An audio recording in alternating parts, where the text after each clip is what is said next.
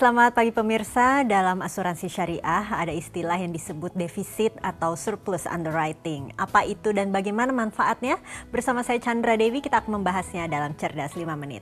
Dan di studio Metro Manulife telah hadir Ibu Yeti Rohyatini, VP and Head Syariah Unit dari PT Asuransi Jiwa Manulife Indonesia. Assalamualaikum Ibu Yeti. Waalaikumsalam warahmatullahi wabarakatuh Mbak Andra. Oke Bu Yeti, ini sebelum kita membahas manfaat, bisa dijelaskan dulu apa yang disebut dengan surplus underwriting ini Bu? Surplus underwriting adalah saldo positif dari dana kumpulan tabaru. Jadi dana kumpulan tabaru adalah sumber untuk pembayaran klaim di dalam asuransi syariah. Nah, kalau misalnya di dalam dana tabaru tadi terjadi kelebihan dari perhitungan pembayaran klaim di tahun tersebut, kita sebut itu surplus underwriting. Kapan terjadi surplus? Yaitu pada saat ada kelebihan atau saldo positif dari anggaran yang dialokasikan untuk pembayaran klaim di tahun tersebut.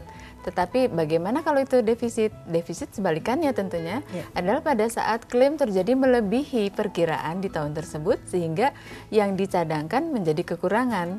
Itulah disebut dengan defisit underwriting. Oke, untuk di asuransi konvensional sebetulnya ada tidak sih surplus maupun defisit underwriting kalau kita perbandingkan ya dengan asuransi syariah? Sebetulnya sih ada, tetapi bedanya karena kalau di yang non syariah, si perusahaan itu kan sebagai penanggung. Sehingga dia tidak perlu menjelaskan kepada nasabah bahwa sekarang surplus, sekarang defisit gitu ya. Karena yang penanggung adalah perusahaan itu sendiri. Oke, sebetulnya seperti apa sih penghitungan surplus maupun defisit underwriting ini dalam asuransi syariah, Bu? Ya, gampangannya sih gini, yang gampang aja ya. Seperti tadi misalnya dana tabaru, kumpulan tabaru ini sebagai sumber klaim membayarkan seluruh kewajibannya, yaitu kewajibannya adalah pembayaran-pembayaran klaim yang terjadi di tahun tersebut, biaya-biaya yang timbul, misalnya biaya reasuransi dan sebagainya. Kemudian ada nggak pembagian atau incoming ke dalam situ, misalnya itu dari reasuransinya gitu ya. Nah, kalau itu sudah diperhitungkan semua dan ternyata berlebih, itu adalah surplus. Nah, surplus itu ada ketetapan di dalam syariah, kita boleh pilih berdasarkan fatwa dan PMK, ada 3 opsi yang dipilih, yang dibolehkan. Yang pertama adalah manakala terjadi surplus, seluruh surplus itu akan dikembalikan, dimasukkan ke dalam dana kumpulan tabaru. Itu opsi pertama ya. Opsi keduanya adalah manakala terjadi surplus, maka akan dibagi kepada 2 pihak. Bagian terbesar masuk ke dalam kumpulan dana tabaru, sebagiannya, sisanya itu diberikan kepada nasabah yang berhak.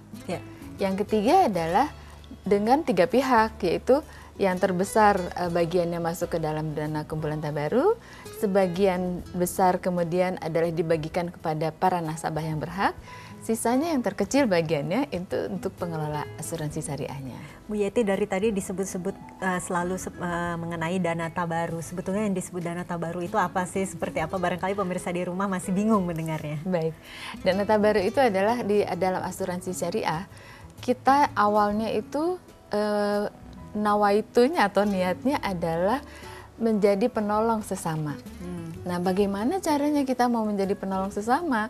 Ya, caranya adalah dengan menjadi peserta atau pemegang polis asuransi syariah. Karena dengan kita masuk sebagai peserta, kita sudah mengikhlaskan sebagian dari dana yang kita punya sesuai dengan kemampuan kita tentu aja. Di mana dana itu akan dititipkan, dimasukkan ke dalam dana kumpulan tabaru.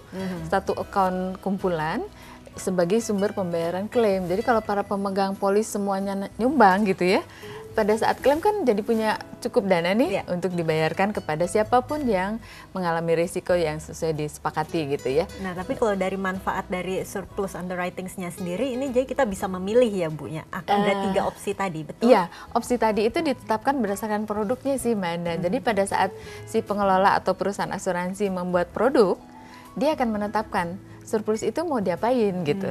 Apakah opsi 1, 2, atau 3. Jadi semua tergantung kebijakannya perusahaan betul, juga betul. ya. Dan tiap produk bisa saja berbeda. Oke, baik Ibu Yeti, terima kasih banyak atas informasi dan waktunya Ibu. Sama-sama. Dan pemirsa, demikianlah Cerdas 5 Menit, Cerdas Finansial untuk episode kali ini. Saya Chandra Dewi, terima kasih atas perhatiannya. Sampai jumpa.